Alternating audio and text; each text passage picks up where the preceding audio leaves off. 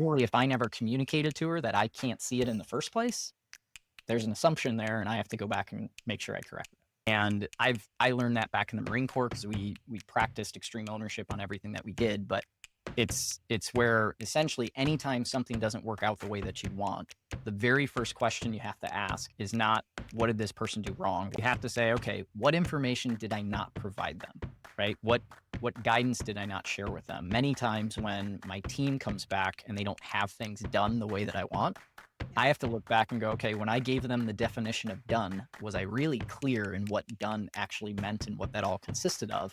Or did I give them such a high level explanation that it was like, we have a document in place. Great. What's the document supposed to consist of? I have to detail that out a little bit for them, right?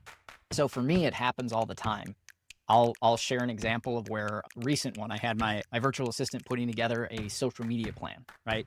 And she had the whole thing done, completed everything in our project management software. And she sent me a note and said, hey, everything's completed. It's ready to go. Whenever you want to, go ahead and just approve it and I'll start posting stuff. And I was like, okay, great.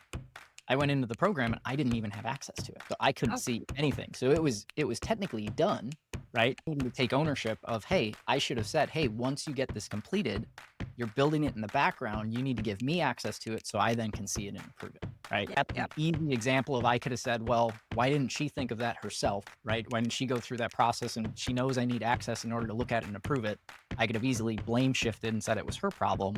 Right. But really, if I never communicated to her that I can't see it in the first place, there's an assumption there, and I have to go back and make sure I correct it. And learning that, I think, especially, in this podcast, we really talk a lot to the newer managers, the newer leaders that are up and coming. I think some of these lessons are really important to as a leader, you've got to take some ownership